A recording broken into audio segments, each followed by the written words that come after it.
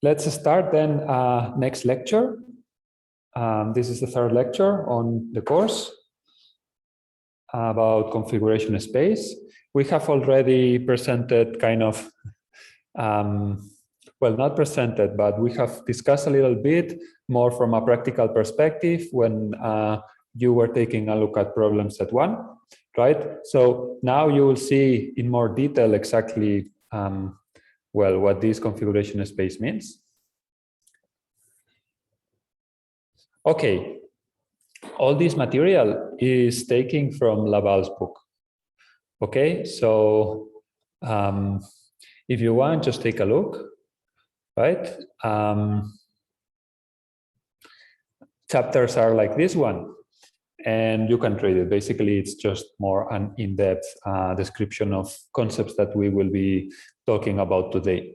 It can be a little technical, some of these issues, right? Because this goes to mathematical foundations, topology, and other things. But what we want to give today is more like overview, general idea, right? It's not that we are going to ask like this, like level of rigorousness that is the same as in math, but you know that most of these things come from there. Okay, so we have, you mean if there's a book on this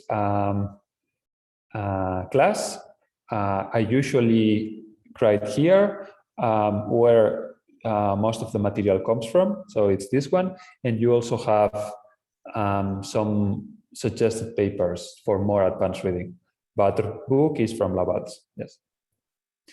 Okay, today's topic is about workspace and configuration space. I will try to give like examples that I think are easy to grasp, but the thing can be very complicated. Imagine you have a 3D serial manipulator with 7 degrees of freedom, a hand. There's examples where things are more complicated. So that's why we want to start with probably planar mechanism and these kind of things. Okay. As I said, topology of these new spaces, we will discuss a little bit, and we'll see that there's a couple of components that we really need, right? So it's just that we will define these components, and once we have satisfied kind of the requirements, we are ready to apply planning methods, right? So we'll see that some of these components are path connectivity, so we want to be able to generate paths, and obstacles, right? So we want to take into account obstacles. And then we'll discuss a little bit about distances and what it takes just to be a metric space. Okay, so then let's start with the most common definition. This is the workspace. This usually corresponds to the physical world, right? So if we are talking about 2D, like these problems that we were discussing before, this will be R2, right? So it's just a plane, or it could be R3 if we are in the 3D world, right? So the example from problem set 1 is this one, right? So what we had here is a grid. You can say that this is XY or whatever components you have, right? And well, basically this is where our problem was living, right? It's a very natural space, and for motivation at least, we can solve still many problems, right? We'll see that this is not enough. So for some mechanism, we'll need a little more kind of tools, or at least building blocks. So this is today's objective. Here, it's very natural to define goals. So for instance, let me say that a goal was getting here to this, and we started here in this initial position. So maybe they don't correspond to configurations. Maybe they correspond to points in the workspace, right? So these are physical locations. These are easy to interpret. Obstacles, the same. Obstacles, they just live in the 3D world. They don't have any other meaning, so they are well defined in the plane in this case, or in 3D. So that's why we can never get rid of workspace, right? So this is well, we cannot get rid, but we don't want to forget about workspace, because this is where we naturally live, right? So, okay. Now, oh, well, let me talk very briefly also about obstacles. So imagine that we have some obstacles here as defined here. We have a full state space, right, that is considering everything. So we can consider our workspace just to be this full state space minus the set or the state space of all obstacles, right? So we can call this like the free state space, or workspace free also, right? And you can imagine that this is where our planning wants to live, right? So we want not to be in collision states, right? Because maybe that's not a good idea. Okay, about collisions, there's a lot of things actually, by the way. So grasping is in fact a collision kind of state that we are looking for, but you don't really collide, but just touch surfaces, pushing, and these kind of things. So it's not that collisions are bad by itself, but I think we will start just with obstacle state and free state space. Okay, let's move on to the configuration space, because this is today's topic, right? And we can talk about this with this very simple definition, right? So it corresponds to the degrees of freedom of the robot, right? Or I'm saying here robot, but it could be any mechanism. We'll see now in an example like things that apply to this.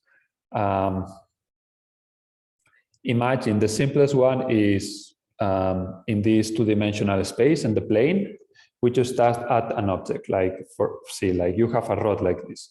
So this has properties that it's not just including its position, right? So now it's not a position in the plane, but it also matters what is the orientation, right?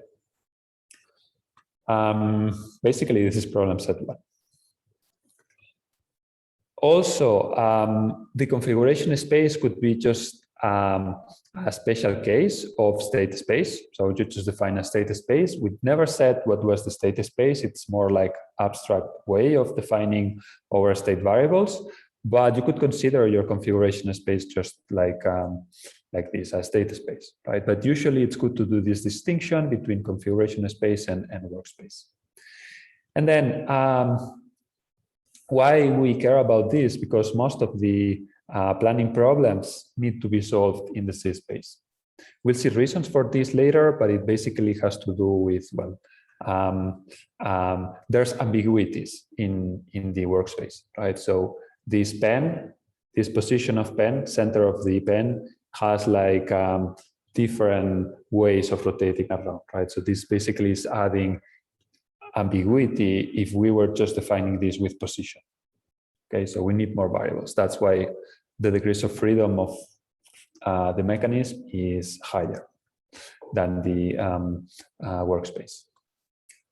Okay, so the problem is that sometimes, well, we'll see how we deal with this. But sometimes calculating this C space can be complicated, right?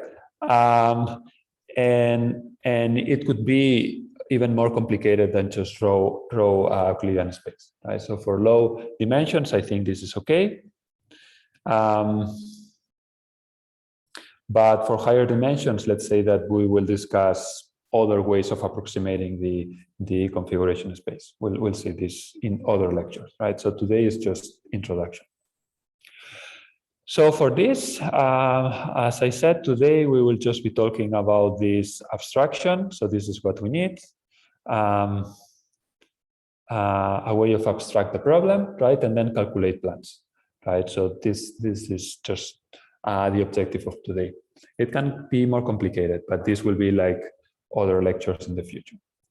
Okay, so let's get to it. This is the simplest example I can give you, and it's almost trivial, okay? But the distinction, I think it's important. Okay, yes, I'm here. So this is a 2D point, right? 2D point doesn't have dimensions, doesn't have orientation, so it's basically a point, right? We know this from geometry. We could consider this state variable to be the state variable that we are defining, or we were defining in the escape the maze. So remember, what we had was a grid of positions, and then we were just moving the point from one position to the other. There were no other dimensions that we were considering.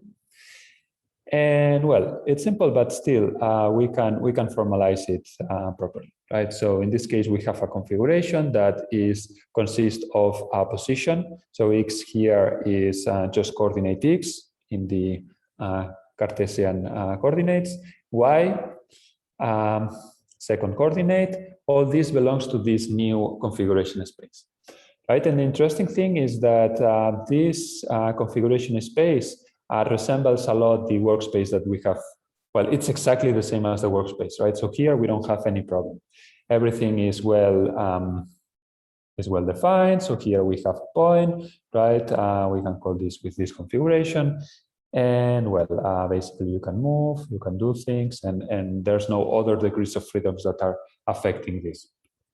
Okay, so that's why also we discretize this into grids. Because, well, let's say that there's no other considerations, constraints, or other problems that are affecting us. Okay, this is almost trivial, but I was just warming up on this concept, because now we are going to find, I think, the other most representative case. We will find like a lot of variants of this on 2 dimensions, on 3 dimensions, right? But it's basically the revolute joint, or if you want, an angle. Okay, so it's just this, it's just an angle. So revolute joint is because, imagine you have like an actuator that simply rotates. So usually this is how it's described, like these systems are described like this, by number of revolute joints or other kind of joints. But the simplest one is to just have one that rotates, and that means that you have an angle that is describing this. Oh, we have a question, let me read it. What was the difference between SS and CS from previous example? State space. They are coincident. So the state space and, no, wait. The workspace, not the state space. The workspace, which is the 2-dimensional world, 2-dimensional plane if you want, and the configuration space are exactly the same. So let me put it this way. In this case, we have this, right? They are coincident, but this is a very rare case. And then what we were saying is that state space is something in general, something that we work with. And usually what we do is we just make the state space to be coincident with the configuration space. But we would prefer to do this distinction, right? So we would prefer, at least on this lecture and probably on next ones, when we talk about configuration space, what we are referring is this degrees of freedom of the robot. And then state space, that will depend on how you want to define things. But yes, usually we make, let me put it this way, usually we make this, right? So if this is the state space. This is sometimes, right? So sometimes it's equal, others is not equal, right? So we'll see later. But state space, let's say that it's a more general term that is used for any kind of problem, mathematical problem. And configuration space, I think it's more particular for mechanism, right? Yes, configuration space equals degrees of freedom of the robot. Now, the catch comes here. No. You will thank me maybe at the end of the course, because this is adding a lot of trouble, right? So degrees of freedom doesn't mean, okay, I just add a new direction, a new vector, and problem is solved, right? So usually this comes with an extra overhead. And we are going to see this problem with the angle, right? So we know that for angles, well, first of all, most classical representation of angles is this. We just have a real number that is in this interval, minus pi pi or 0 to pi. Doesn't matter, right? But we know that there's a little problem, right? So this will be, in our case, the angle, right? Okay, let's say that, yes, we have here like this angle, and then we have here this other angle, right? So you can imagine that you can represent this with this angle, whatever number is given here, but we have some ambiguity in the number of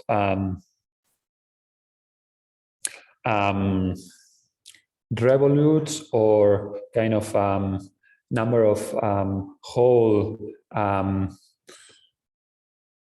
rounds that we can do, right? So we know that, for instance, this angle in the interval minus pi pi is going to be identical to this other angle, right? So it's the same plus 2 pi. And the same happens for all multiples of the whole round.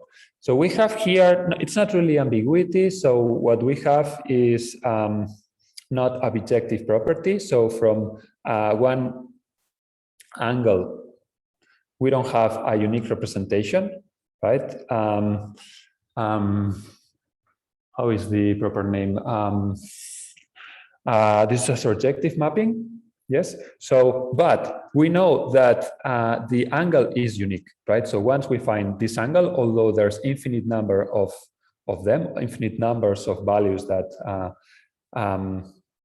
would be representing the same angle, we know that there's going to be a unique one, right? So it's not that many of these are going to be representing two angles, right? No, all of them are just mapping to the same exact one. And if we ensure that we are in this kind of interval, right, zero center, if you want, then we don't have any other ambiguity, right? So this is very intuitive. Maybe you have already found like problems. You had to deal with problems, dealing with orientation. Usually there's a lot of interesting things or very annoying things happening at the borders, right, of the frontiers of these elements. So this affects continuity, this affects the difference, calculate of derivatives, it affects many things. So we need to take this into account. And one could be asking then, maybe there's a more natural way of representing angles that are not so ambiguous, right? So instead of just having a real number, maybe we can represent this as what they are, right? Circle, right? And then each of these angles is simply two coordinates. Let me see if I, here. Each of these angles is just two coordinates that belong to the circle. So in this case, in this example here, we have like these two coordinates and these two coordinates, and they have a constraint, right? So what I'm saying is, okay, instead of just representing this as a single value that is contained in an interval, we could also be defining this in a more general way as a point belonging to a circle, right? So far, I'm not saying anything new. But the advantage of this is that this representation is unique, right? So we have a direct mapping of whatever is an angle with their now two pairs of coordinates. So we have add more, and then we have a constraint, right? So if you see from all the state space that this circle is living, we are just taking those points that belong to the circle, right? Maybe is familiar for some of you, but this is the simplest manifold, one of the simplest manifold we can study. If you haven't heard before manifold, we can define it here a little, well, kind of give first definition, right? Not very exhaustive one, but just this manifold as a higher dimensional space, in this case, the circle, that could be represented locally with just Euclidean space. So in case of manifolds, the degrees of freedom, we know that it's 1. Okay, so we see the circle and we can only move in one direction in the circle, right? There's only one direction. There's only one thing you can do, right? So it's move along the circle in one side or the other. right? So intuitively, this inner representation has only 1 degree of freedom. But because we are defining this properly as kind of a point in the circle, actually these points have 2 dimensions, right? But the interesting thing is that there's this constraint, and it's just adding more structure to this higher dimensional space. But in fact, the only thing we care about is that this is a one-dimensional manifold, and there's only 1 degree of freedom. And we'll see that this is equivalent to this angle representation we were talking about now. And we will discuss a little bit about distances and what it means, okay? So please, again, this is just more introductory to cases that we can find later. And you can think about this as a requirement for problem set 1, where what we have is kind of variant of this configuration space. Okay, let's see more examples, because I think this is a practical approach. Let's just give more examples. In this case, this is the RP manipulator. Okay, so RP comes from Revolut plus, I have this thing written here, plus prismatic. So prismatic, what it's doing is, so we've seen what is this Revolut join, is something that rotates. And prismatic is something that elongates, right? So imagine here you have your pen, so you could be modulating like how far away the end of the pen is. Okay, so you combine these 2, and then we could have a very simple mechanism that lives on the plane. This is also a kinematic chain. We will not get too much into these definitions, right? Because these are kind of necessary things when you start studying more complicated mechanisms. But for this course, for planning purposes, we will not get into this. So we will talk more about how to solve problems, state spaces, configuration spaces, and different algorithms that give us solutions. Okay, the other very relevant comparison is polar coordinates. So this, forget about the mechanism, okay? This is just, you just define an angle, and then you define like distance. And with this, you can define any point in the space, right? So this is something that, well, we have used. How is this configuration space looks like? So, well, here what I'm writing is that, yes, the angles are going to be just represented with 1 spherical group, right? So we know about this, but there's higher spherical groups, like 2 spherical groups. So this is for 3D sphere. 3, in this case, for instance, maybe some of you have heard about quaternions, so they are represented with S3. At the end, it's just this, like all points that have like this constraint, like circular thing. Okay, so this configuration space, although it has 2 dimensions, right? We can think about it as the product of 2 spaces. So this is another way of creating our configuration space. We just break it down into simple components. For instance, here, this is the prismatic component that elongates and contracts, right? And here what we have is the Revolut join that just rotates, right? So here you can assume that any point in the workspace is going to be reachable. You can reach anywhere, assuming that you can elongate as much as you can, right? What is the workspace of this mechanism? Can anyone tell me? Right here.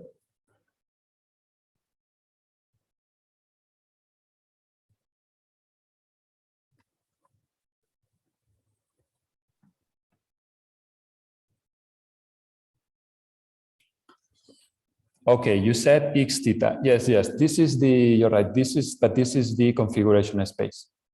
Remember that the workspace is always like the natural space where we live, right? So what we see is that actually these polar coordinates are actually living in the plane, XY coordinates, if you want. So this is R2. Now the peculiarity comes because although it's equivalent, you can go from one to the other. So in this case, now we cannot say that this is equal to the configuration space, because we are defining the configuration space in this way. So first we have a component that is x, and here x is a positive distance, cannot be negative, so this is a peculiarity. And then we have a spherical group. Okay, so we have these two product of these two coordinates, if you want, and the resulting thing, instead of being a plane, so R2 is a plane, right, is this kind of cylinder thing, right? Not cylinder, but surface around the cylinder, right? So it kind of lives in 3D, but we know that there's only 2 dimensions, right? So let me put it this way. So you have here like points around this cylinder, right? Not inside, because inside what we'll find is that it's not a valid angle. It's going to be something else. Okay, so now this example is important for this exact reason. We have 2 dimensions, same as Workspace, right? 2 dimensions are 2. But now, because how we are defining the object, they don't coincide, right? So they are points. They could be pointing to the exactly same coordinates in the Workspace, but this configuration is expressed on a different way, right? And it's because what you need to say is not x and y, but what you need to say is what is the angle of your mechanism and what is the length. Okay, so this is an example of same dimensionality, but spaces being different. Okay.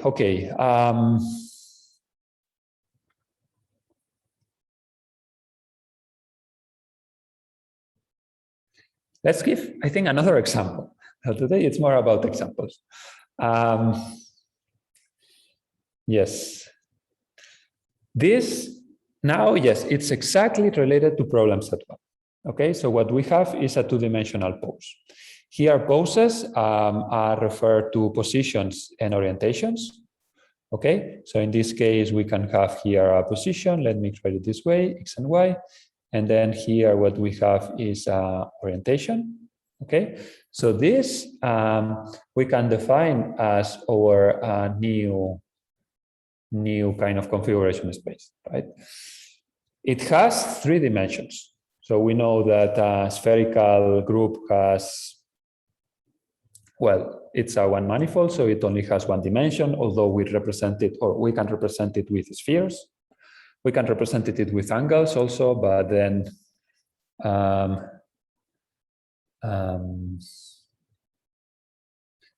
we'll have like a little more trouble, right, when we want to do some of the things. So ambiguities, continuity, all these things are going to be an issue.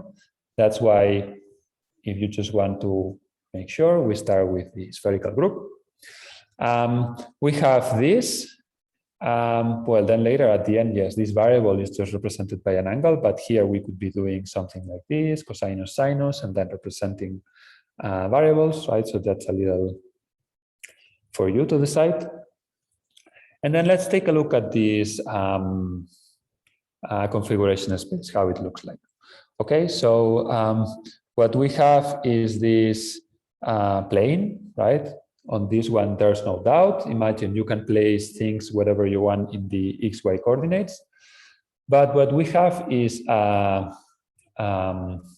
orientation, right? And we know this particularity about orientation, so maybe we need another dimension to represent this with the 1 spherical group.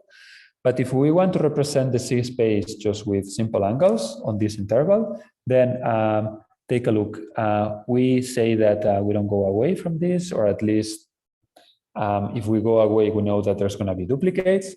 And then any point inside here could be representing a configuration, right? So for instance, could be like this, a point with orientation, but it could be like a robot also with some particular dimensions, not symmetry.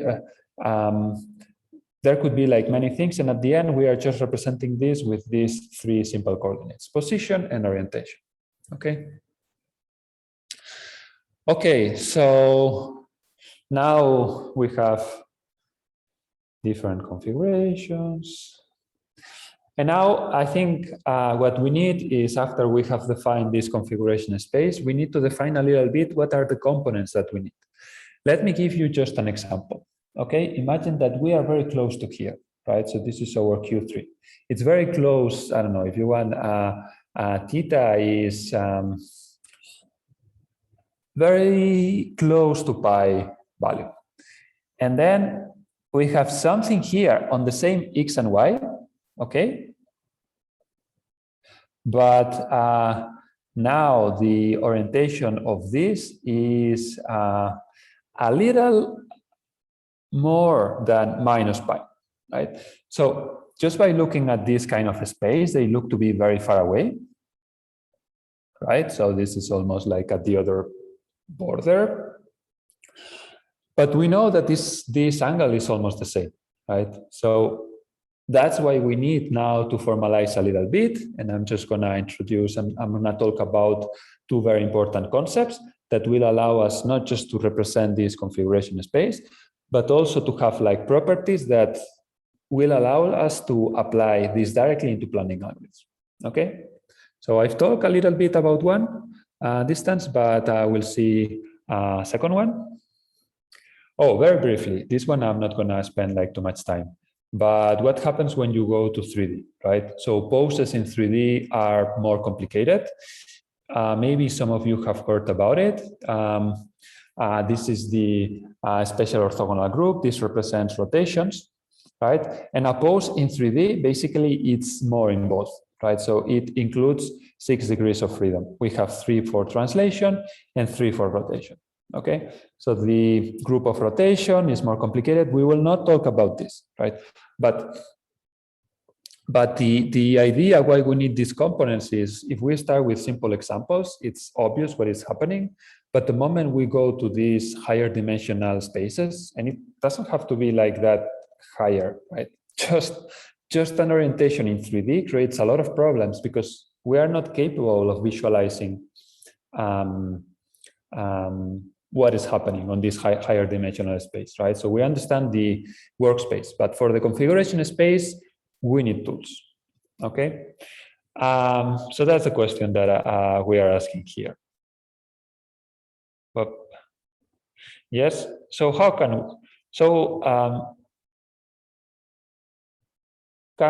we plan, right? We need two basic ingredients. The first one is going to be connectivity, right? So we need to know if two configurations could be connected, right? So this is going to help us for guarantees on the algorithms. And the second one is a distance function. Okay. For 3D, don't worry. If you want to know a little bit more about 3D rotations, rigid body transformations, 3D poses in general, there's some material here. So this is from another course that we offer, Perception in Robotics. We talk a little bit about 3D, but I think it's a little more advanced topic. So maybe some of you need this for your thesis or for other things. On the course material, we will stick to configuration spaces that are not so high dimensional, right? So, okay, we have a question. In previous slide, the workspace is spheroid. No. No, it's only true for the orientation, but for the position, what you have is this, right? So it's not an spheroid, it's something else, like so I don't know the name of this. Maybe some of you know on the audience, you know about this. So I know that this grab surface, right, on this cylindrical kind of space results in this this configuration space. But for 3D, I don't know. I think you either go with this drawing that I'm putting here, that this is not full 3D space, but this kind of slice of 3D, right? So you just take minus pi, and this is your configuration space in case that you represent angles with values between minus pi and pi. And if you want to go with the one spherical group, some cylindrical thing in 4D. I have no idea how this geometric space is named, but I'm sure that there's a name. Yeah, I'm sorry. Maybe yes, some of you want to look for this if you're interested. Okay, how theta is measured here? Theta is this, okay? Theta is just the orientation of the body. So imagine you are at theta 0. You have assigned, for instance, to this pen to be looking at the right direction. If you add a little more, you are going to have a little more value. So theta is going to be a different number, and then your pen is going to rotate, right? So it's this kind of, you need a convention. You need to represent, I mean, your state variables should be meaningful of whatever you want to represent. Is that answering your question? No, I meant like, could you please represent theta angle on the workspace that is down below? Like, is it theta measured between x-axis and the vector? Like, for example, point Q1. Like theta angle is the angle between vector Q1 and x-axis, right?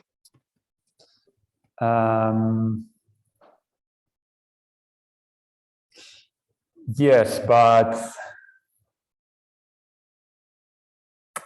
no. Yes, okay, I get. I think I get your question.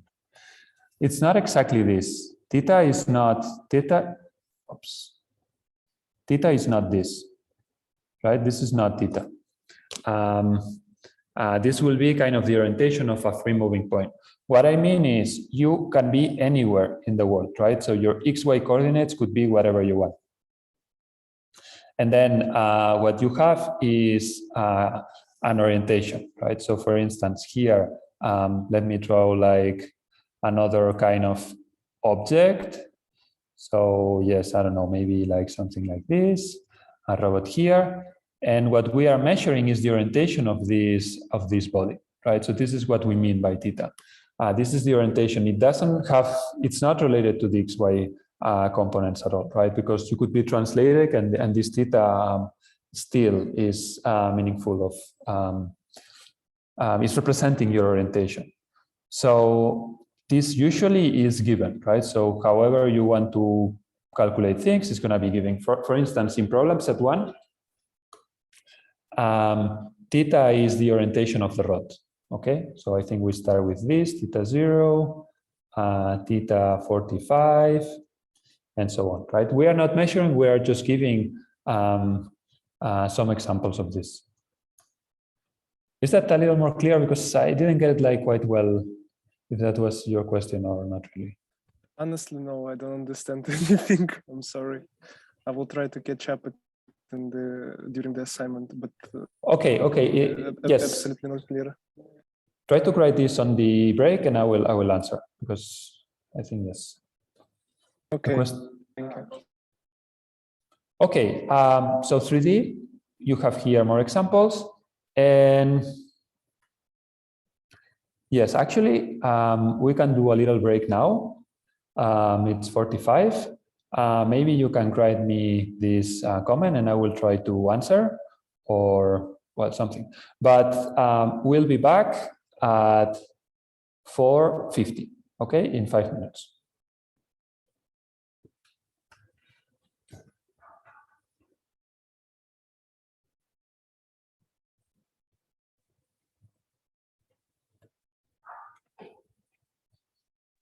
Can I ask a question?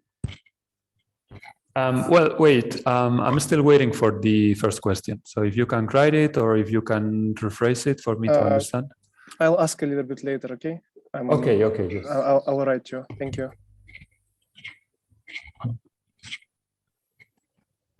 Can you hear me? Yes. Okay. Okay, I am a little like confused about the difference between configuration space and workspace. And could you please a little elaborate on that? Like, okay, so you want me to start the class again? No, just yes. Okay, I think I'm gonna sit. I have 4 minutes for this, okay? I'm gonna try to give like view. So workspace is the natural space where things live. Usually this is R2 or R3, okay? A plane, the world, whatever. This is what we understand. This is our spatial intuition, okay? And now the workspace is the degrees of freedom of the robot. And although robot, mechanism, system, whatever you want, and although these live in the world, sometimes they are defined by different variables. And examples of this that I was giving is, for instance, configuration space of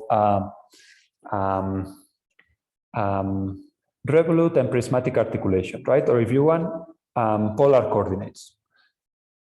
Both of them are giving you X and Y, right? The both things have 2 degrees of freedom, but the main difference is that one of them is usually just your X and Y, so this is your workspace, nothing to worry about. And the second one is a little more involved because it's capturing the properties of the mechanism, right, itself. So in this case, what you are generating is all possible state variables that you can achieve just by rotating and by extending your articulation, okay? So maybe this is not exactly true that they coincide one to the other, but maybe there's kind of limit on the amount of distance that you can elongate, and this comes to here, right? And up to here, this is not possible to do anything. So that's why the 2 things are a little bit different, right? So one has more to do with the system itself, right? And the number of degrees of freedom and how you represent variables there, right? Why? Because later you're going to plan, you need to move things, right? Even though you say both live in the workspace, it's not going to help you, right? So you need to plan with the natural or the most natural ways of representing your system. And then you have reality, the world to the 3D, whatever. Okay, is that more clear? Yes, I think, yes. Thank you. Okay.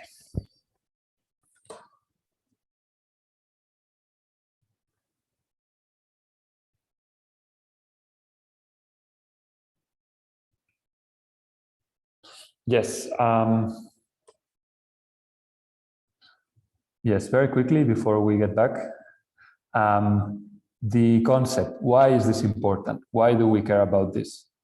I'm gonna go very quickly, so don't look at the distances. And at the end, if you stay with me, I promise that all this effort at the end, it's gonna come with a very huge reward, right?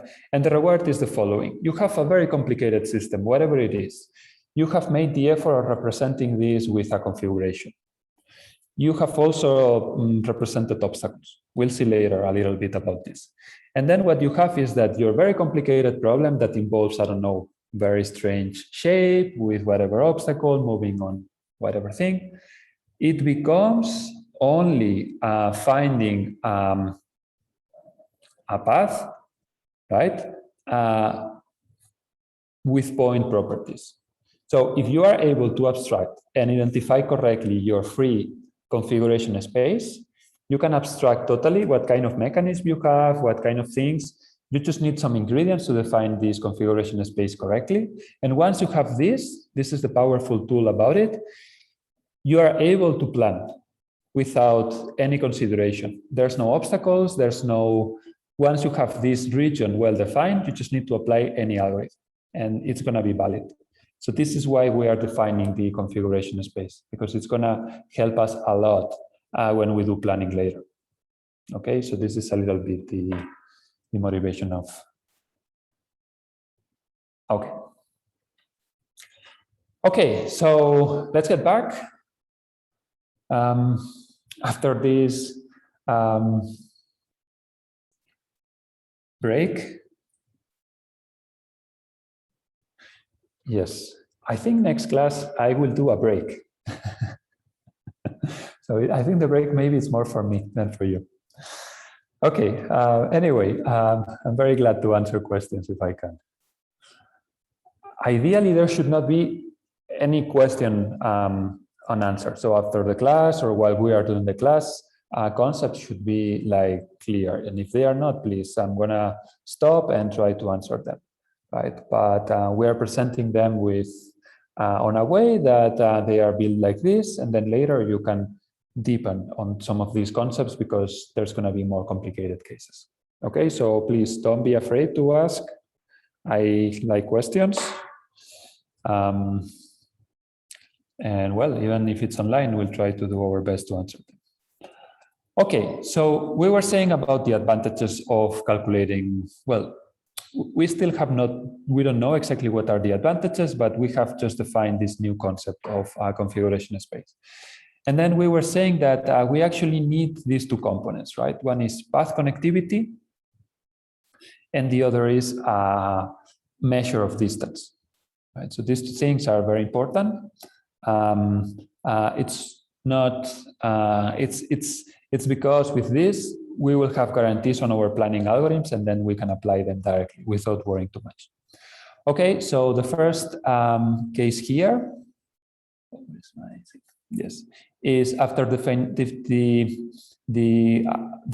this configuration space, we want to apply planning methods, right? So I think this idea is clear. We are going to define now a path. It's, imagine, a continuous function. So here what we are saying is that there's a mapping for this path, right? It goes from the starting point to the end point, right? And all of these points belong to our space, right? Here I'm writing X, but this could be configuration space perfectly. Okay, so then trajectory. Let's give an example. Okay, so in our two-dimensional case, we just have this. This is a path. Okay, let's see components. So we have here tau of 0, that is here. We have here tau of 1, or the end, that is here, and all these points belong to the space, right? So there's no problem here. Now the definition goes as follows. This space, new space that we have defined from mechanism or from other considerations, this new configuration space is said to be path connected if for any two states, whatever you want to choose, any two states, there is a path connecting them, right? And this is very general kind of definition. But for instance, let me give like an extreme example. So we have, this is our configuration space. For some reason, we have kind of a ball here. You define a point here. There's no way for you to traverse this thing, right? So, okay.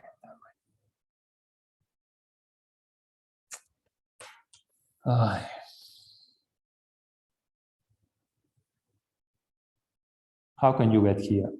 You can't. Okay, so whatever is going to be this path is not going to belong to the space. So this is an example, very strange example, right? Because we don't know how these two things separated are. But this then will not be a connected space. Imagine, this is important, right? You want to find a solution. You want to get to your point B. Imagine that you start in this kind of island, right? This is initial, or we are also calling this like tau 0 in terms of path, and this is your code, right? So if there's no way to get there, this is going to be a problem, right? So I hope now that well, we see the importance of connectivity and its definition, right? So it could be for any two pairs of states. And the second requirement that we need is distance and metric space, right? So distance for the Euclidean space is very, very simple. We just have point here. We have a second point here, and there's some distances that we can apply, like L1, L2. We have to find some of them. Okay, let me see this new question. Do I understand correctly that for the configuration space C, there exists a set of paths, functions, T, in which there is a path for any pair of states that are connected? This is the condition for connectivity. You don't need a set of paths. Usually, yes, this is true. If there's one path, usually there's like kind of whole dense family of paths around it. But I was not talking about sets. You just need to ensure that there exists one, at least one, path that connects any two states. Yes. Okay, good question. We'll see a problem of this, and the motivation is this kind of pi minus pi sandwich that we were talking about, these rigid body positions and how to work with all points that are close to different T. Okay, very quickly. Okay, we have another question. Can the robot go immediately to the 45-degree orientation from 135 in probability set 1? Okay. Or firstly, it must have 90 degree of orientation. Yes. We didn't talk, I haven't talked about this yet, but of course, the idea is that we have orientations discretized, okay? So there's gonna be a grid of different orientations. And we assume that your neighbor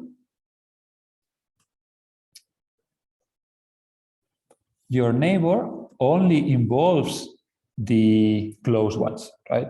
So if you're looking for your valid set of actions that are gonna take you to the next state, this is also valid for the discretization in angle. So that means that you cannot do this because there's no action. Let's call this x1.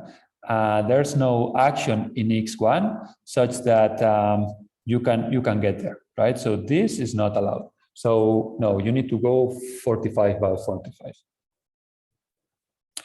This is another reason why we want connectivity, right? So imagine we discretize and then you go from one to the other just by traversing, like slightly rotating things, okay?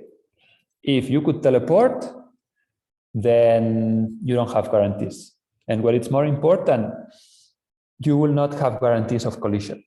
So let me give you a very... Okay, do you see the white background here? And I'm an obstacle. I need some confirmation, please. Yes, we do. Thank you. Okay, so now according to you, I can rotate 90 degrees. So close your eyes, don't see what I'm doing, and I'm just getting to 90 degrees, okay? So this is configuration free of collision. This is a configuration free of collision, but it turns out that the 41 degrees has a collision, right? Okay, you could be going finer into level of detail. So this is always a problem with discretization. We'll talk about this in lecture 4, but you see the problem, right? So if you can teleport from one to the other, one configuration to the other, you don't need to check for collisions. You have all sorts of properties that maybe your algorithm is going to be telling you, sure, you have a path, and then you try to execute it, and you don't have a path because there's collisions, right? So kind of application of connectivity, kind of connectivity plus discretization. Let's put it this way. Okay, very good. I like this question.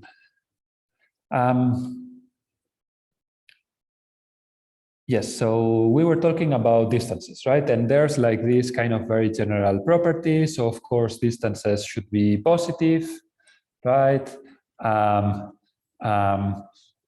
Reflexivity. So this basically means is that you have two same elements. Distance should be giving you 0. So these are more axioms that okay, I'm not gonna spend too much time. This one is very interesting, symmetry, because we will analyze, especially when we talk well, later, if you consider kinematics and dynamics, that distances are not just L2 norms to whatever state variables you have. Why? Because symmetry is here affecting, right? So for instance, if you're going in one direction, it's not the same how close you are to here than the other way around, right? Because you have velocities and well, you need to consider this. And then the triangle equality, right? So basically, this is always true, right? So this side should always be smaller than the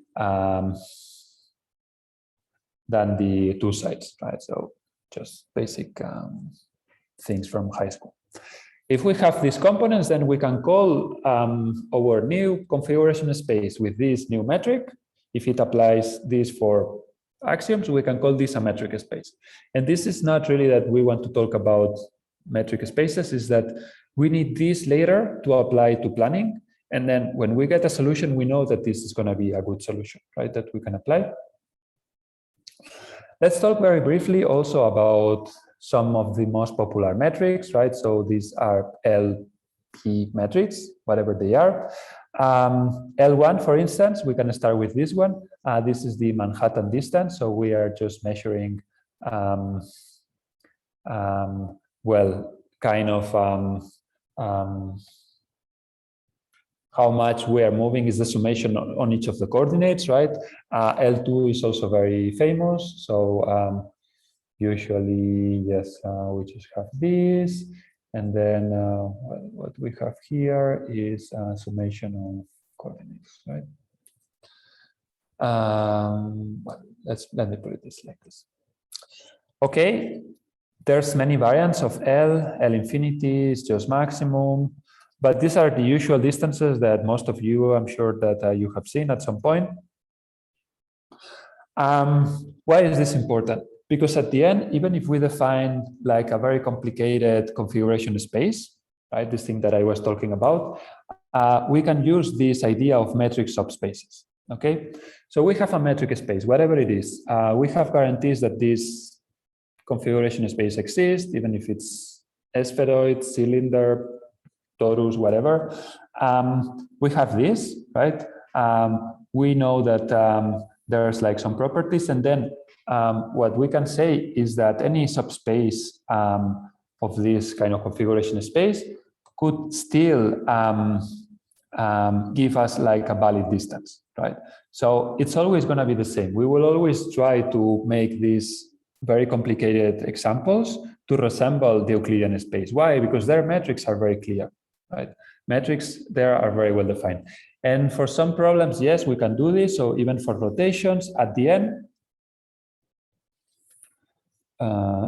let me see. Yes, this is the one angle. This is the 3D rotation. Even for this, we know that you just need to compare angles, right? So for instance, you just do distance between the two angles and you have your solution. What is the side note that no one really talks about, right? So becomes a metric by restricting the domain of distance. So this is very important one. And the example is again on pi, okay? So the domain of distances cannot be anywhere. You cannot calculate like minus pi versus 1000 pi or even slightly more than out of the borders. Right, so you need also to constrain this into the interval, right? And there's some ways of doing this. We will discuss more on the seminar that we'll do next time. But the great idea is that it doesn't matter how complicated it is. So all these things that I've been talking about, you might be thinking, oh, but we cannot even draw this configuration space. How are we going to calculate like distances? It doesn't matter because at the end, we will always try to find this subspace that just accepts standard metrics in Euclidean space, okay? And then the trick is going to be how we can restrain, how we can restrict this domain, right? Most simple case is angles, right? So you always need to grab them into the interval. For others, it's essentially the same principle, but you need more advanced tools for kind of restricting your space. Okay, so Cartesian product of spaces. We have also discussed before that, for instance, there was a space that we were creating as this is the revolute joint, right? Just angle plus real value, real positive value, right? So this product of spaces is also very common. The same way we can obtain metric spaces, right? So we can combine two metrics, right? Whatever, and then this new metric space is just going to be the product of both of them. So the same is true for distances. You could be calculating just a new distance, right? Say that you cannot really compare angles with positions. Okay, don't worry. We have our distance, right? And then we have our second distance. Still, there's many ways of kind of weighting your these two distances, right? You also need to ensure that the properties are satisfied for each of these individual distances that you are using. But this is just giving you more options, right? So in problem set 1, we discuss a little bit about this, but we just take the simple approach of, okay, everything is 1. There's no weights, everything is just 1. So every time that you move, you just have distance once. It doesn't matter. It doesn't matter if you move to the next cell, or if you are here and rotate, okay? So both have the same cost, the same kind of distance, if you want. Okay, now maybe there's problems that don't really accept like nice definition of distances, and I'm gonna give you like very simple example, okay? So let's calculate distance between these two cars, okay? So I'm just gonna write here, what is the distance between x1 and x3, right? It's whatever it is, some value. Now, the problem is that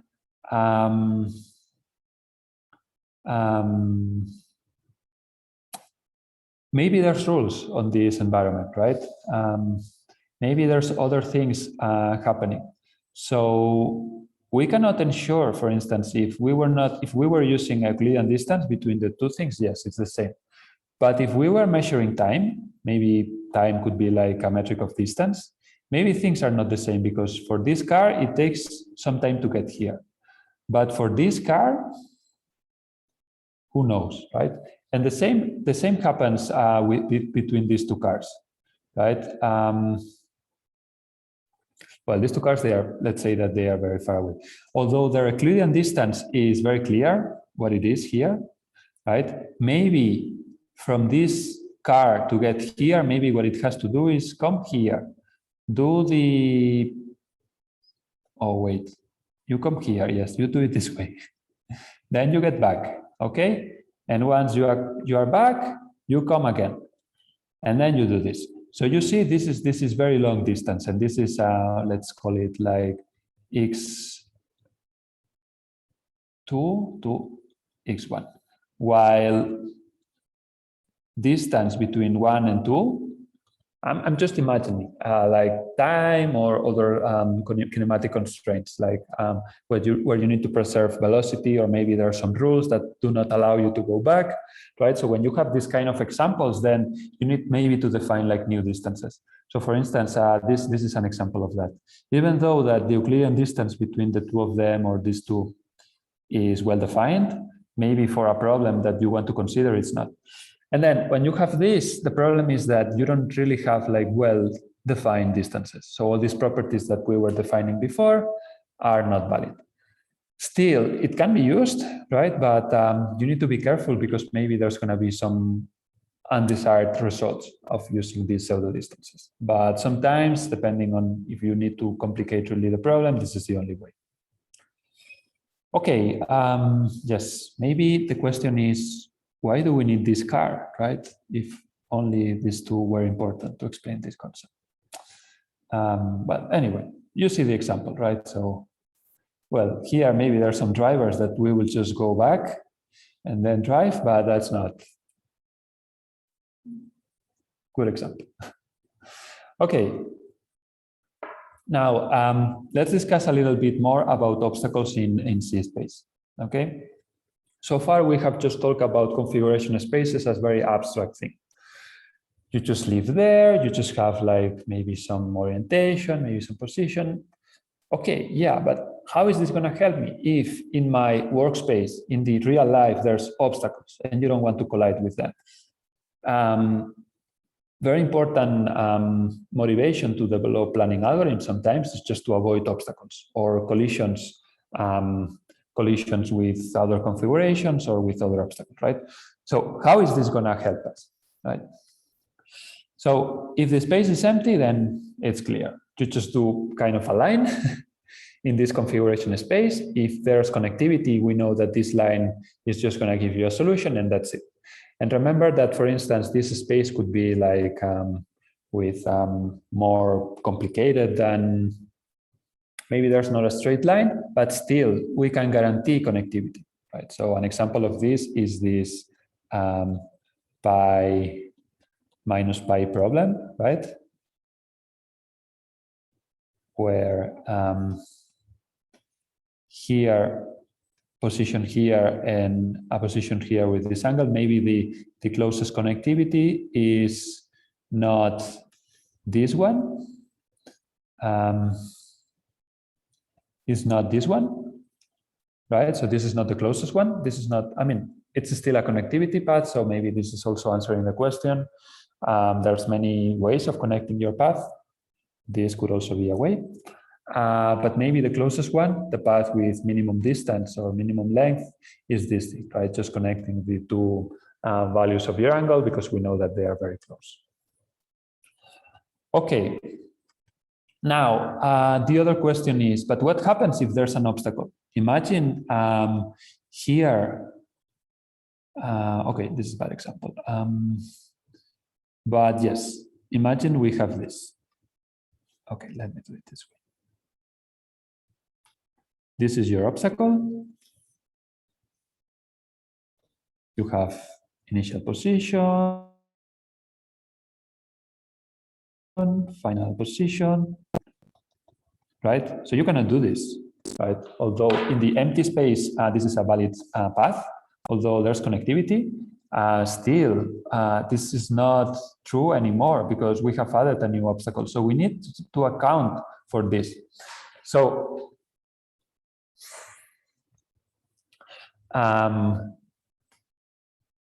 now it's more about this kind of philosophical question. Okay, we have talked about very complicated configuration spaces. Now you are adding obstacles.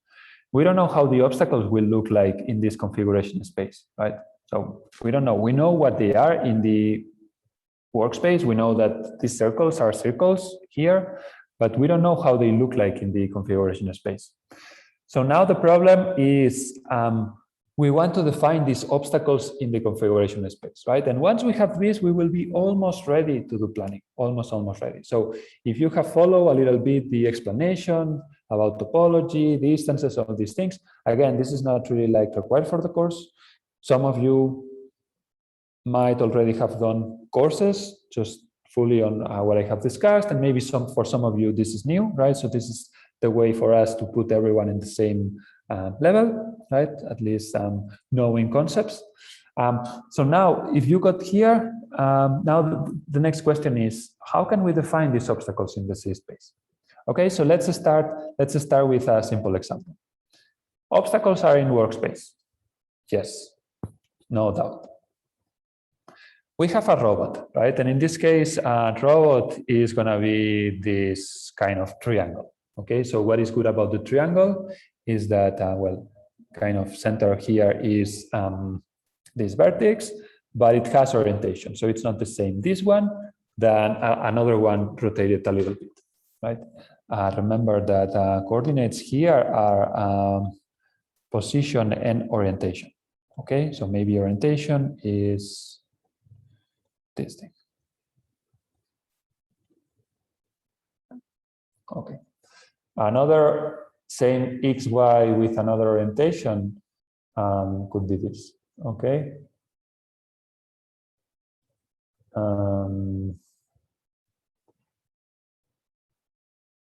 Yes, so in this case, here we'll have like this angle.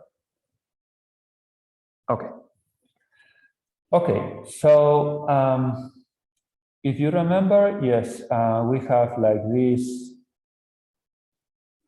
this body, a body, depends on the configuration. So this is what I'm writing here. And this is well defined in the workspace, right? So everyone agrees that no matter what these three values are,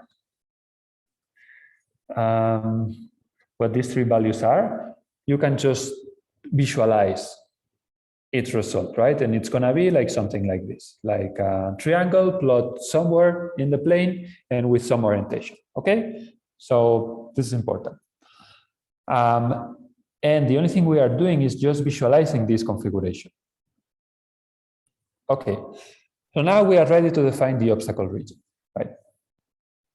It's easy to define the obstacle region than the free region, but one is opposite of the other. So this obstacle region is included into the configuration space. It's part of it. We cannot really remove this, right? And it's going to be very simple. So every configuration from all the possible configurations in the configuration space that results in a collision, and this is what we mean by collision. So what we have here is intersection of our body A and the obstacle. This has intersection that is not zero. It has like some overlapping area, like this thing, for instance, right? So this is overlapping area, and then the intersection is not null. It's not empty, right? There's some intersection. All those configurations is what we are going to be calling the configuration of obstacles, configuration space of obstacles. Imagine this one here, right? So this is A of Q3. Here, this intersection with obstacle, it's zero, right? There's nothing. Therefore, we cannot really call this a configuration. So Q3 here is not a configuration of the obstacle configuration space. Okay, is this clear? Because this is the key highlight of today's class. We've talked about topology, we've talked about configuration spaces. Everything is just to define the obstacle region.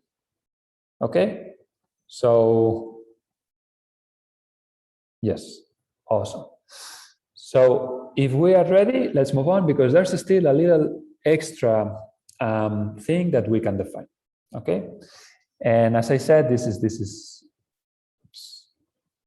almost trivial, but it's very important. So once we have defined the obstacle region, and I'm not now discussing how to obtain this obstacle region. I'm going to do this later, right? But this is actually very complicated depending on the problem. But once we have obtained this obstacle region, we just need to apply any algorithm from planning, right? And what we need to do is calculate this on the free space, not free space, that free configuration space, right? So that's what I'm writing here, free. What is this? Full configuration that we know that comes from system or mechanism or robot or whatever constraint you have. You have like your variables. It could be rotating things. So rotating usually involves spatial manipulation, and these are the basics, right? So any kind of robot is going to be like this, or it could be in the form of any other system. We calculate the obstacle region, and then we subtract this from this general configuration space that we've been talking about, right? Like for a long time. Yes. And once we have this, the planning problem just consists of finding the path that connects the two configurations, okay? So it's as simple as that. Then we don't really need to care about collision, checkers, meshes, very complicated. Once we have abstracted the problem this way, there's nothing else but our free configuration space. And then there's a lot of algorithms that allow us to calculate plans on this, right? So in this case, what we have is this, we have this goal, we have this initial, we don't know what this is. Maybe this is 10-dimensional problem with, I don't know, very complicated,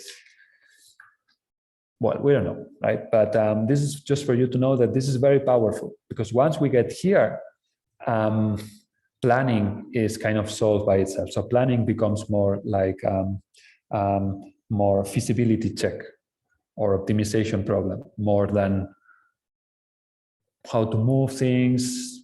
This gets abstracted, right? And then at the end, it's just finding like this path on this configuration space that is connecting the two initial and final states.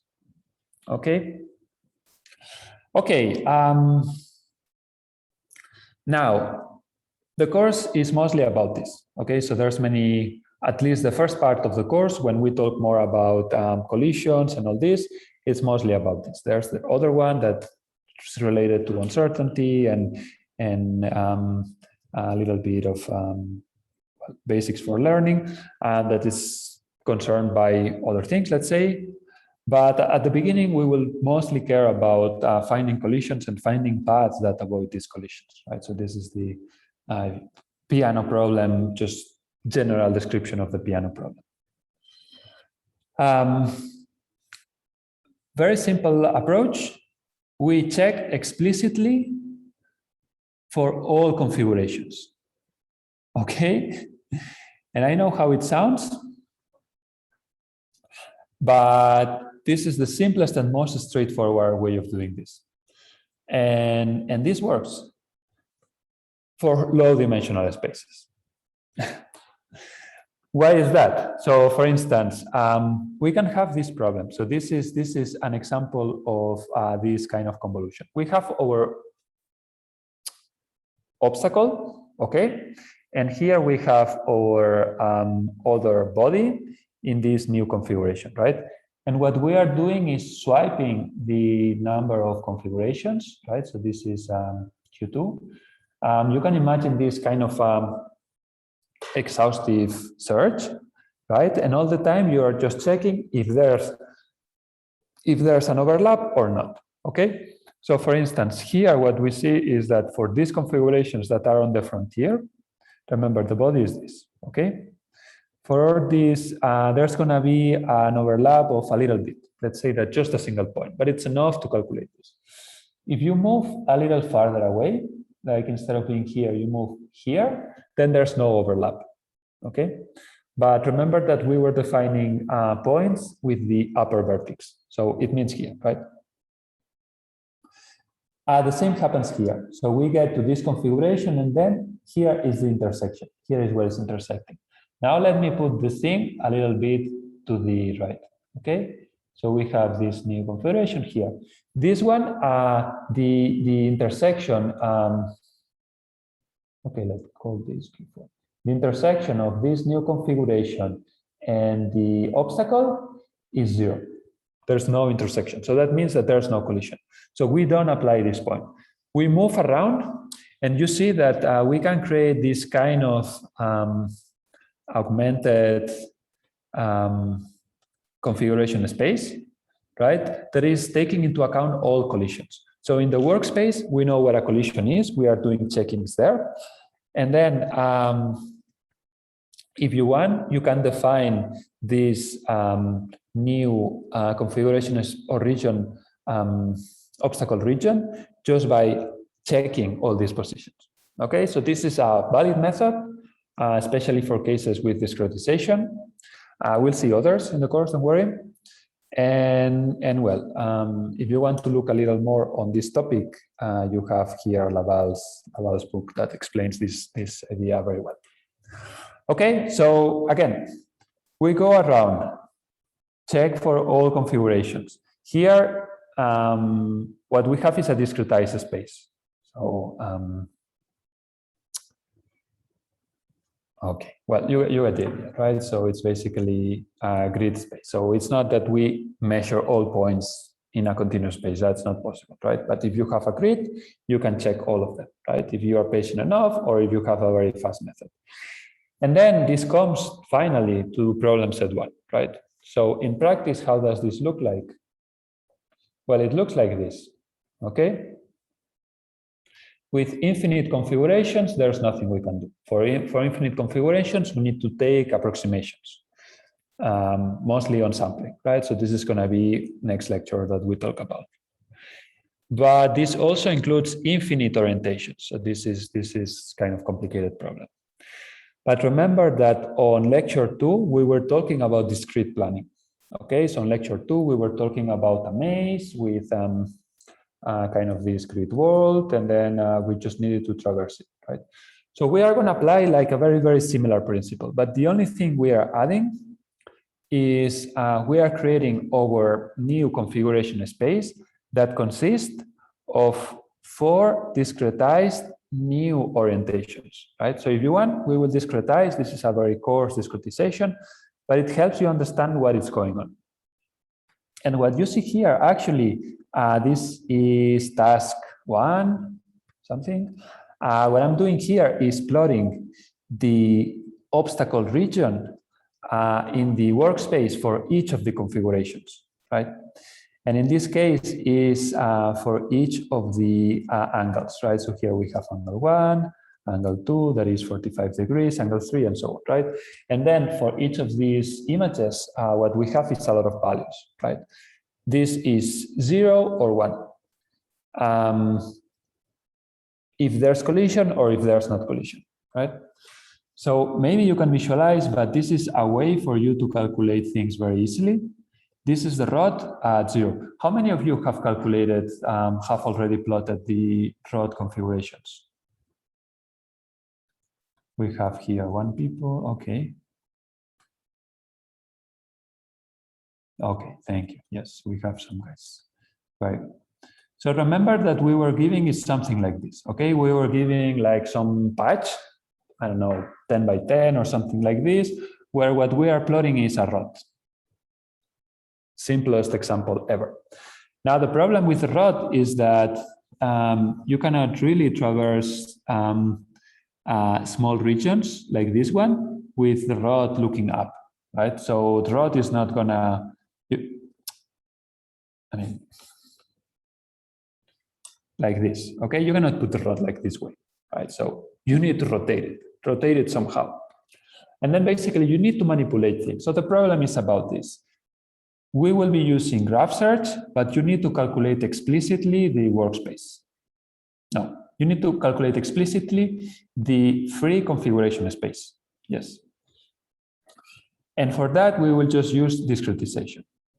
Okay, so now let me finish writing like the 4 configurations. We have this for 90, and then the other one is this, I think. Okay, so these are the 4 possible configurations, and because later, so imagine we keep rotating, right? So what we are doing here is rotating this way.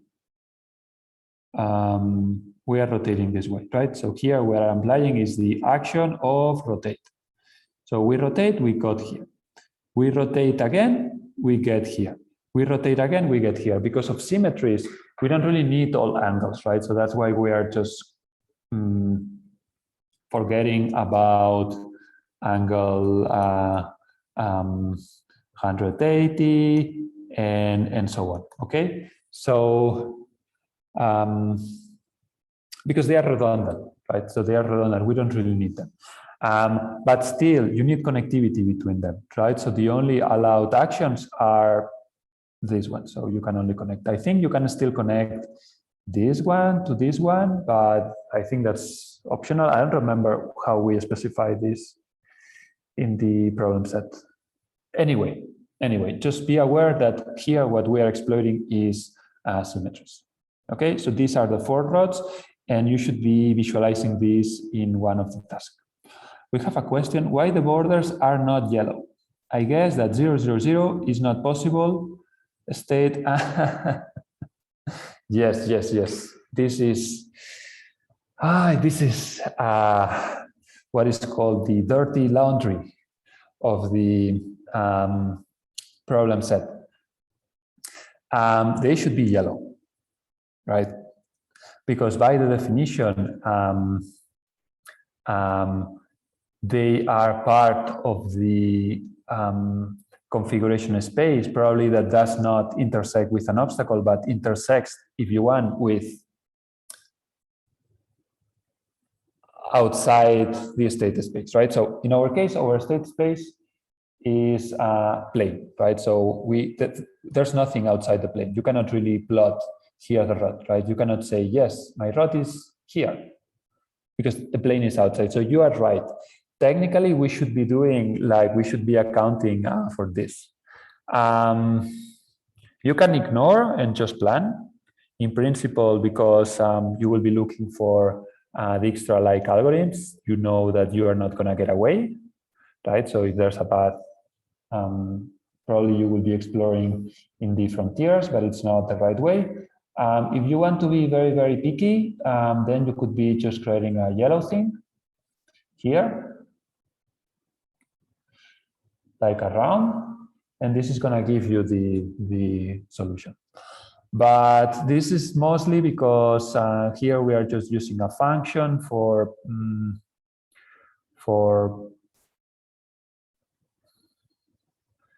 yeah, I think we are using convolution function, right? But you are totally right that actually there should be in the free configuration space, there should be points here that should be excluded, right? Pointed in yellow. Yes, very good point. Implementation of this is more complicated. So what I'm saying is that for finishing problem set 1, you don't really need to implement this. So if you want to do less implementation, ignore this. If you want to do proper one after you finish all tasks, yes, you can try. Okay, yes, this is a very relevant question. I understand that you have already started working on this and you have maybe a working solution. Or you were just wondering now, oh, what if? May I ask a question in voice about the further steps when I got these 4 plots, like you, several degrees? Well, my first idea was to just union them, but it's not a good idea because, well, there is lots of yellow regions then. So we have to account them, well, in algorithms separately. Yes, let me explain this with drawing. So what you see here is X and Y, okay? This is the workspace as we have defined. And what we are defining is the configuration space. So the configuration space has 4 more components. So if you want to take a look at this as kind of a multidimensional matrix, right, of tensor with 3 dimensions, it could be something like this. So here what you have is 4 of these orientations. If you do union, it's going to be bad because it's too exclusive. So imagine what happens with union is that here it's not possible to traverse, but here it is. So the moment you do union, you're going to find that there's no solution, at least from this configuration, from this path that goes like this, right? So what you need to do is this: create 3-dimensional matrix. And then your actions is just taking you from each of the positions of this matrix, right? So your state variables now are indexes, right? So this is your matrix, I, J, K. Your state variables now are just 3 indexes, but you can consider them as X, Y, and orientation. And you need to keep these guys, right? You need to keep them. And then when you calculate, the algorithm should be always looking at this 3-dimensional structure here. This is supposed to be, if you have calculated things well, this is supposed to be calculating the free configuration space. Why? Because this is the union, not the union, by union, by union you mean putting this into stack slices, or union means projecting them and just getting max into the same image? Yeah, thank you. I understood. Firstly, it was not so well obvious. No, like- no. So thank you. I think this class was required. So yeah, I released the problem set and I was saying, you can start doing, but it's going to be more clear when we do the course, when we do the class. So I hope now it's a little more clear what to do. There was also a question about the dimensionality, about number of zeros. I think now it should be like super clear, right? So it's not the number of zeros, that doesn't matter. What matters is configurations here that you are considering. Yes, and this very abstract concept that is a configuration space is just a tool for us to calculate plans. We'll see later that when we don't calculate this configuration space explicitly, we can still approximate it, but then it includes a lot of collision checkings, right? So this is the other way of going around. You prepare this thing at the beginning. You have done a lot of collision checkings, and then you have kind of your three-dimensional matrix or four-dimensional or whatever it is. We don't know.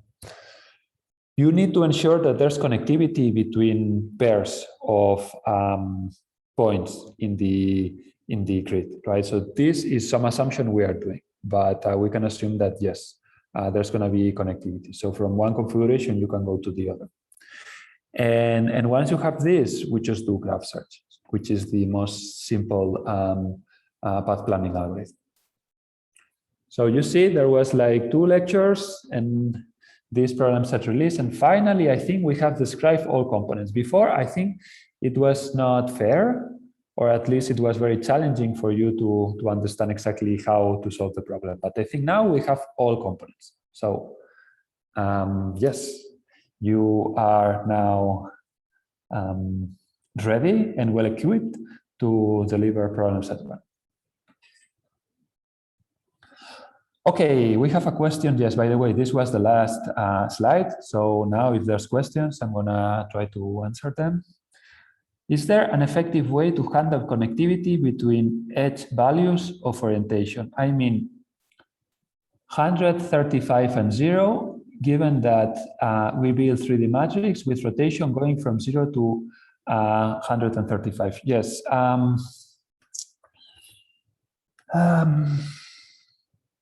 No, the proper way is to create an intermediate representation, right? And that way we are adding more detail and more detail. But even though you cannot be sure 100%, right? So there's always going to be this round of error that we do on discretization. For the problem set 1, we will assume that this is okay. Okay, so just small changes of 45 degrees. If they don't result in collision, we can assume that they are not collision. But in fact, there was a little artifact on last year, if I remember, depending on how you do things, there might be little collisions. Okay, so because we are defining the problem exhaustively, because we are defining a grid and a grid of orientations, there's no way of doing this. But if you want really to get rid of this checking, you could be defining kind of intermediate rod position, calculating convolutions again, and add more dimensions here, right? A way of solving this, by the way, is going to be with sampling. So sampling gives you the resolution that you need, and it's probably complete, but well, that is kind of a statement that doesn't mean it's a valid solution, right? So it's just valid at infinity. Okay, good question. Don't worry.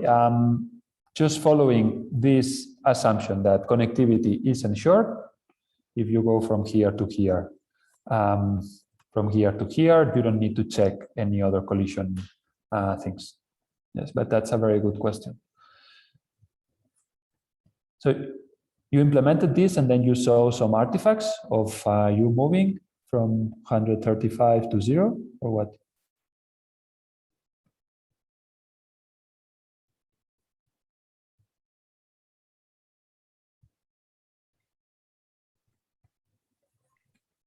But if we have a more non-trivial object like a triangle from your previous slides, you well made an advice to use convolve 2D function from the signal from SciPy.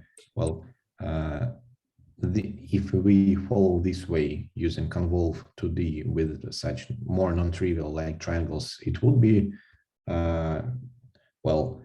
It would work. Will it give us, well, our C space this way, or it's or not? Yes. Very good question. If you have any kind of object, so at the beginning I was trying to put here a cat, but I just realized that a cat is kind of a rod, right? And then we had a little problem with where you are considering a center of rotation. If you put any kind of object here and you follow this exhaustive convolution of looking if there's collision or not, you have guarantees that it's going to work, right? So the good thing about convolutions is that it doesn't matter kind of object that you have. Once you just apply this, it doesn't matter if it's convex, non-convex, strange shape, huge kind of thing, it doesn't matter. It's simply going to be more costly to calculate. But one of the principles is that, yes, whatever shape, it's going to work. And about the second question, then the question is about, for this to work, you need to discretize things probably with finer grain. So it's also true for X and Y. But it's mostly important for rotation, right? So if you have a very strange object, maybe what you want is smaller rotations. If you put this to the limit, you have infinite grid of very small cells. What you have is a continuous space, okay? So you can consider the continuous space kind of infinite grid. Here you will have total guarantees. We'll see that, of course, infinite grid is not possible, so there's no, I mean, it's possible to calculate anything, right? Because it's infinite number of elements, but there's approximation to this kind of environment where we have, when we talk about sampling, you will see this a little more clear. But I think for now, if you just reduce the grid discretization size and the rotation step, you can solve any problem with this. If you have, like, again, like a lot of resources and a lot of memory. But if we have firstly not a two-dimensional space, but three-dimensional space, it will work still, yeah? Yes, this is where the configuration space approach starts falling apart. So it works, but if you have 3D pose, so that's 6 degrees of freedom, it's very complicated. So you have here a course of dimensionality growing like exponentially, right? So with 6 dimensions, I think these kind of approaches are not so good. And it's not because it doesn't work. So if you have infinite resources, infinite memory, you can calculate your configuration space, no problem. But this isn't realistic because you don't have resources for doing this. So these kind of methods suffer from a course of dimensionality as well. The same happens for graph search, by the way. So if you have high dimension graph search problem, it's gonna take a lot of time, right? Unless, so that's why heuristics were created. So Dijkstra, A star is just a way of answering this. For 3D poses, I think what you want is different tool. It's a different tool that is mostly sampling and optimization. So these two are, I think, what you want for higher dimensional problems. Thank you. Okay, I have written here, cats are liquids, so no problem for them. You mean that you can deform them? Yeah, but look, if you start deforming them, then this is configuration space of the cat. It's gonna be like a lot of things inside that you can move, and this is gonna create like a higher dimensional space. So maybe this is not what we want. Okay, and then we can check rotations continuously while still solving the problem in discrete space. Not a serious question, just interested.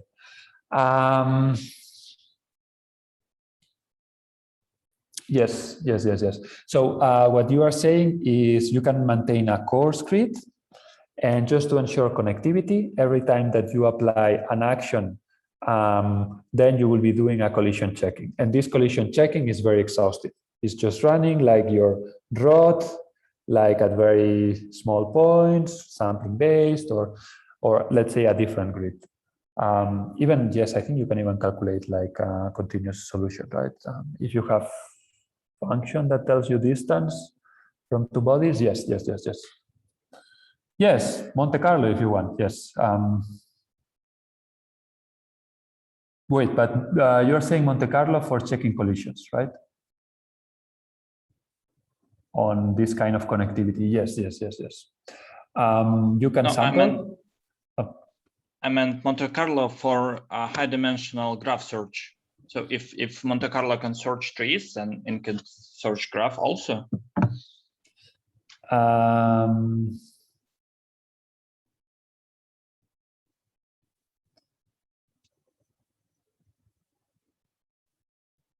Not exactly. So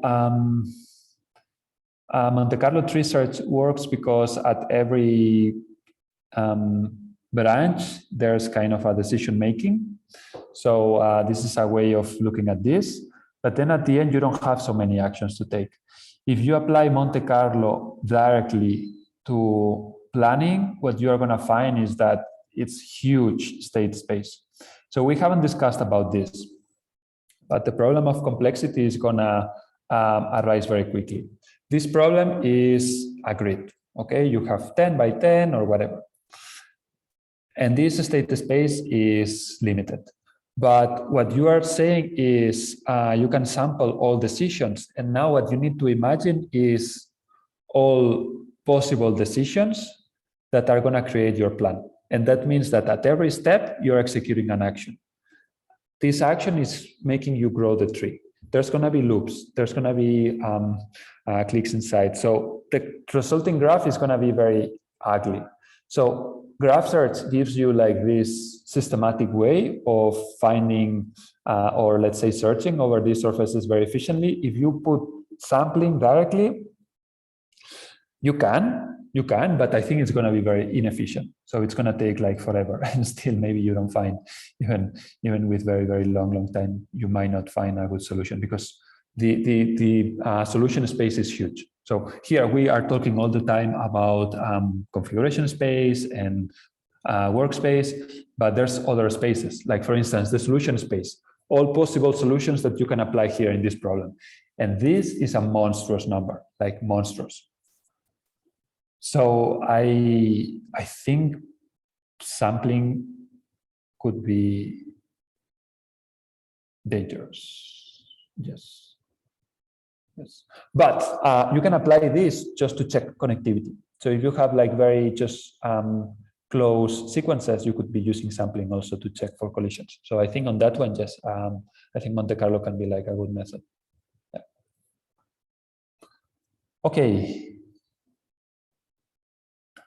Okay, very good. I'm gonna stop the video.